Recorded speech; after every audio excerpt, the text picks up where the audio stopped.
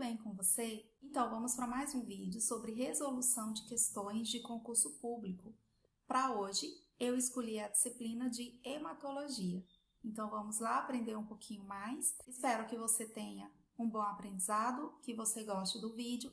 Qualquer dúvida ou sugestão, deixa aí embaixo o seu comentário. Vamos lá? Então, vamos aqui resolver a primeira questão do concurso PMG de 2020. Geralmente, as questões de concurso, ENAD, ENEM, sempre vem um texto como suporte para a resolução da questão. E às vezes esses textos são um pouquinho grandes e nem ajudam tanto assim na hora de responder a questão, mas serve como base, como suporte, né, para dar aí uma ideia melhor para quem está resolvendo a questão. Porém, a gente tem que sempre pensar que em concursos públicos tem a hora determinada, o tempo, né, que você vai realizar essa prova, e devemos usar esse tempo ao nosso favor. Então, a minha dica é, primeiro leia o comando da questão, que é o que a questão está pedindo, e caso ainda tenham dúvida, não conseguiu interpretar o que a questão quer dizer, aí vocês leiam o texto para ter uma base. Mas eu sempre prefiro ler apenas o comando, porque às vezes lendo só o comando eu já consigo resolver essa prova, essa questão, e aí a gente vai ganhando tempo com isso. Então, no entanto, para essas questões, para essas resoluções, eu vou fazer dessa forma. Caso tenha dúvida, a gente vem aqui e lê o texto, o suporte da questão. Então, na primeira questão, ele pede o seguinte: dessa forma, associe as duas colunas relacionando os conhecimentos gerais e específicos sobre o sangue. Então, aqui é o comando da questão, né? Então, ele pediu aqui para a gente fazer uma associação, relacionar os conhecimentos gerais e específicos sobre o sangue. Então, aqui ele colocou número 1, células granulocíticas, número 2, linfócitos, número 3, proeritroblasto, número 4, eritrócitos e número 5, bastonetes. Vamos ver aqui o que ele colocou para a gente relacionar. Primeiro, são células envolvidas nas reações de reconhecimento de agentes que provêm do meio externo, agindo diretamente sobre eles. Então, quem são essas células aqui das citadas? São os linfócitos. Os linfócitos, eles fazem realmente, né, esse reconhecimento de agentes estranhos e agem diretamente sobre eles. Então, aqui, número 2, ele está se referindo aos linfócitos. Segundo, é uma célula redonda que contém núcleo redondo grande com cromatina frouxa. No interior são visualizados nucléolos, geralmente 2. Então, gente, bastante fácil. O que eu penso? Célula granulocítica, célula madura, linfócito é maduro, eritrócito maduro, bastonete é uma etapa antes de se transformar em neutrófilo segmentado. Naturalmente está presente no sangue em menor quantidade, mas está. A única célula imatura que a gente tem aqui é o proeritroblasto. Por que eu estou falando de imaturo? Porque aqui são visualizados o quê? Nucléolos. Nucléolos a gente verifica nas células precursoras, né? Então, aqui, o proeritroblasto é a primeira célula precursora do sangue e ela realmente tem um núcleo grande, a cromatina dela é frouxa e são visualizados nucléolos. Eu não vejo nucléolos em células granulocíticas, são células maduras. Não vou ver nucléolos em linfócito, é uma célula madura. Não tem nucléolos no eritrócito, eritrócito nem núcleo tem. E bastonetes também não tem presença de nucléolos, já é uma célula madura, né? Na verdade, é a última etapa de maturação do neutrófilo segmentado. Então, aqui só pode ser o número 3, né? Então, aqui, proeritroblasto e a descrição do proeritroblasto. Próximo, é uma célula com disco bicôncavo. A gente já matou a questão aqui, nem precisa ler o restante, porque a única célula aqui que é bicôncavo é quem? Os eritrócitos, ou seja, as hemácias. Então, só para terminar de ler aqui, caso alguém ainda tenha dúvida, com borda mais corada e o centro bem mais claro. É hemácia mesmo. À medida que circula, perde porções da membrana citoplasmática, adquirindo a forma de esfera que acaba sendo retida no baço e sendo fagocitada por macrófagos. Perfeito, então aqui ele está se referindo aos eritrócitos. Próximo, são elementos de defesa contra agentes externos, tais como bactérias, parasitas e partículas inertes estranhas ao meio interno. Então, aqui ele está falando de quem? Contra agente externo, contra bactéria, parasitas, partículas internas, são as células granulocíticas. Quem são as células granulocíticas?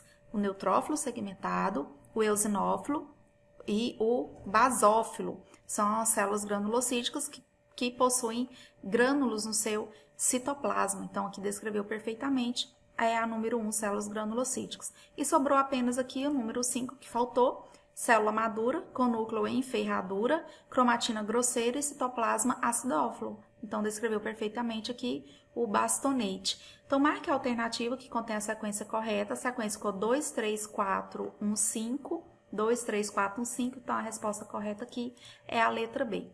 Bom, quero só mostrar para vocês aqui. Então, pessoal, lá na primeira questão, ele fala, né, especificamente aí sobre as células do sangue. Então, só relembrando aqui para vocês, o neutrófilo segmentado, o eosinófilo, basófilo, o linfócito e o monócito. Então, o neutrófilo, eosinófilo e basófilo aqui faltou o bastonete também, que são as células granulocíticas, linfócito e monócito, que são os agranulócitos. Essa imagem eu tirei aqui da Universidade Federal de Alfenas. Aqui é uma imagem minha mesmo, do meu próprio acervo. Aqui mostrando o monócito, o citoplasma irregular, o núcleo aqui reniforme, que é uma das características do monócito. Aqui o neutrófilo segmentado, aqui embaixo também, né? Ou seja, tem aí os grânulos no citoplasma e o núcleo já segmentado, né, com os lóbulos. E aqui mostrando o linfócito, bem característico, o núcleo redondo. Então, gente, mostrando aqui o bastonete, essa primeira imagem, e aqui o neutrófilo segmentado. O bastonete ele é uma etapa antes do neutrófilo segmentado. À medida que esse bastonete começa a se segmentar, né, já é aqui o neutrófilo segmentado. Ambos possuem grânulos no citoplasma, né, e estão aí presentes na circulação sanguínea. E aqui o proeritroblasto, que também falou lá a questão. O proeritroblasto é uma célula, é o precursor aí das hemácias. Então, ele tem aí o núcleo redondo, tem a presença de nucléolos aqui, o citoplasma dele é bem basofílico, o núcleo é redondo e o citoplasma é mais escasso. E aqui mostrando os eritrócitos, né, as hemácias normais, na esfregação normal, o disco bicôncavo, conforme foi descrito. Então, só para relembrá-los mesmo aí, com relação ao que foi abordado na questão. E aqui a eritropoiese. Então, a primeira célula, o primeiro precursor é o proeritroblasto, que foi descrito na questão. Aí ele sofre aí a maturação eritroblasto basófilo, eritroblasto policromático, o eritroblasto ortocromático, reticulócito e, por fim, a hemácia. Então, até eritroblasto policromático tem aí a mitose. A partir do eritroblasto ortocromático até a hemácia, ele sofre apenas o processo de maturação. Aqui no eritroblasto ortocromático vai ocorrer a expulsão desse núcleo. Vai ficar apenas os resíduos aqui de RNA, que é o reticulócito, e por fim, então, a hemácia madura, ou seja, o eritrócito. Então, voltando aqui para nossas questões, número 2, a número 2 é do concurso IBFC de 2019. Bom, então eu vou ler apenas o comando da questão para ganhar tempo mesmo. Acerca dos índices hematimétricos, que classifica as hemácias como normocíticas, microcíticas e macrocíticas, assinala a alternativa correta. Então, gente, os índices hematimétricos são quem? VCM, HCM, CHCM e RDW. Dos índices que avaliam se a hemácia é normocítica, ou seja, tamanho normal, ou volume normal, microcítica, quando ela tem o volume menor, o tamanho menor, e macrocítica, quando a hemácia tem o volume ou tamanho maior. Qual é o índice que classifica as hemácias, né? Então, de acordo com o seu volume ou o seu tamanho? É o VCM. Então, a nossa resposta correta aqui é a letra D. O RDW vai avaliar a amplitude de distribuição dos eritrócitos, ou seja, ele avalia a variação de tamanho dos eritrócitos. Então, se tem eritrócitos de tamanhos diferentes, é avaliado aqui pelo RDW, né? Ele avalia o grau de anisocitose, que é a variação de tamanho dos eritrócitos pequenos, eritrócitos grandes, eritrócitos normais com eritrócitos grandes. Então, vai ser avaliado pelo índice aqui RDW.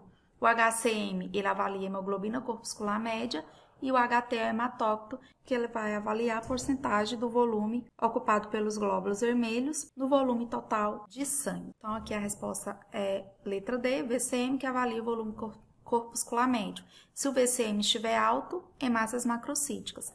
VCM baixo, hemácias microcíticas. E VCM normal, hemácias normocíticas. Vamos relembrar um pouquinho sobre os índices hematimétricos? Então, VCM aqui, volume corpuscular médio, que expressa o tamanho dos glóbulos vermelhos.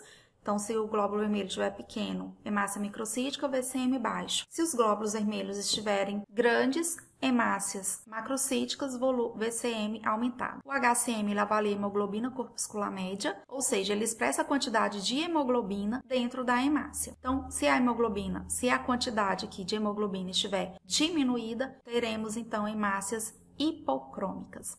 O CHCM, ele avalia a concentração de hemoglobina corpuscular média, ou seja, ele expressa a quantidade de hemoglobina em um determinado volume de sangue. E o RDW, como a gente já falou, ele expressa a amplitude de distribuição dos eritrócitos. Então, representa a variação no tamanho do glóbulo. Então, olha aqui na imagem, tem glóbulos grandes e glóbulos pequenos. Então, esse RDW estará aumentado, né, que também é determinado quando tem uma variação no tamanho das hemácias, é denominado aí uma anisocitose. Número 3, também é do concurso IBFC de 2019. Esse já não tem o texto, tá vendo? Não tem o texto base, apenas o comando da questão. Em relação ao hemograma, analise as afirmativas abaixo e dê valores de verdadeiro com a letra V ou falso, letra F. O hematócrito representa a porção dos eritrócitos no total de sangue? Sim, ele avalia o volume ocupado pelos glóbulos vermelhos no volume total de sangue. Então, primeiro aqui, vamos colocar o Vzinho. Próximo, neutrofilia com desvio à esquerda é comum em pacientes com infecção aguda? Isso também é verdadeiro. Neutrofilia é aumento dos neutrófilos. E o que é o desvio à esquerda? É quando há o aumento das células imaturas granulocíticas, como por exemplo. Então, pessoal, mostrando aqui a leucopoiese, né, a etapa de maturação dos neutrófilos segmentados. Então, primeira célula aqui, o precursor é o mieloblasto, sofre aí o processo de maturação transformando em promielócito, posteriormente mielócito, metamielócito, bastonete segmentado. Então, o desvio à esquerda é quando aparecem essas células aqui imaturas, as células granulocíticas imaturas, quando tem um aumento dessas células na circulação. Então, se tem um aumento de bastonete, pode ter a presença também de metamielócito. Então, isso é denominado um desvio à esquerda. Então, se tem neutrofilia, aumento dos neutrófilos, e tem desvio à esquerda, presença, por exemplo, aumento de bastonetes, até mesmo de metamielócito ou mielócito, então é sim uma característica de infecções agudas. Então, a segunda alternativa também está correta. Próximo, o hemograma é composto por 3 determinações básicas que incluem as avaliações dos eritrócitos, dos leucócitos e das plaquetas. Perfeito. Olha só. Então, o hemograma ele é dividido aqui em 3 partes, que é o eritrograma, que avalia a série vermelha, né? Então, avalia as hemácias, hemoglobina, hematócrito e os índices hematimétricos.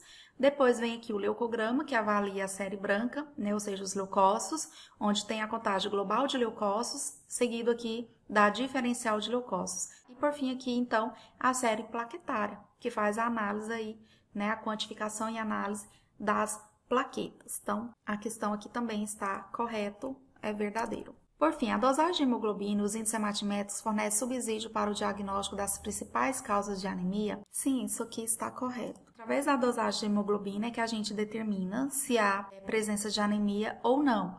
Ou seja, a diminuição da hemoglobina é que classifica se há anemia ou não. E os índices hematimétricos também, porque através dos índices hematimétricos podemos classificar as anemias em anemias macrocíticas, anemias microcíticas e anemias normocíticas. E dentro dessa classificação, existem os diversos tipos de anemia. Então, tem as anemias que são microcíticas, como, por exemplo, a anemia ferropriva, as anemias macrocíticas, como, por exemplo, a anemia megaloblástica, a anemia normocítica, como, por exemplo, nas anemias por hemorragia aguda. Dá para fornecer subsídio, sim, para o diagnóstico das principais causas de anemia através da dosagem de hemoglobina e através dos índices hematimétricos, então aqui também está correto. No entanto, todas as afirmativas são verdadeiras e o gabarito da questão é a letra D. Número 4. É um exame laboratorial que avalia distúrbios na homeostase. Então vamos grifar aqui. Devido à deficiência de fatores de coagulação relacionados às vias intrínsecas e comum. Isso vai ser muito importante para a resolução da questão. Lembre-se, sempre vamos grifar as partes importantes das questões, do que a questão está pedindo para facilitar na hora da resolução. Assinale a alternativa que apresenta o exame descrito. O que avalia a via intrínseca e comum é o tempo de tromboplastina parcial ativada. Então, aqui é a letra A. pois, mostrando aí para vocês um modelo de cascata de coagulação. O TTPA realmente, ele avalia a via intrínseca e a via comum, onde vai ser ativado o fator 12, até a ativação aqui do fator 10, onde irá ocorrer, então, a transformação da protombina em trobina, que irá transformar o fibrinogênio em fibrina, formando, então, os polímeros de fibrina, finalizando, então, a cascata de coagulação e formando o coágulo sanguíneo. Então, a nossa alternativa realmente é a letra A, pois é o tempo de tromboplastina parcial ativada, ele avalia a via intrínseca e a via comum. Número 5, também do concurso EBSER de 2019. Então, eu vou ler apenas aqui o comando da questão. O grau de variabilidade do tamanho das hemácias é determinada pelo índice hematimétrico presente na alternativa. Então, ele está querendo qual? O grau de variabilidade do tamanho das hemácias. Então, qual o índice que avalia a variabilidade do tamanho das hemácias? É o RDW. Então, o RDW é o nosso gabarito da questão, porque é ele que avalia essa variabilidade no tamanho das hemácias, se tem hemácias grandes ou se tem hemácias pequenas, né? Ou se tem hemácias grandes e hemácias normais, ou seja, as hemácias estão heterogêneas em relação ao seu tamanho. E o índice que avalia essa heterogeneidade no tamanho das hemácias é o RDW. Os outros índices a gente já comentou nas questões anteriores. Número 6 e última questão, também do concurso EBSER, realizado em 2019. Assinale a alternativa correta em relação ao exame de velocidade de hemossedimentação, tá? O famoso VHS. Letra A. A leitura é feita mediante observação da altura da coluna de plasma no limite de separação com as hemácias sedimentadas expressa em milímetros por hora.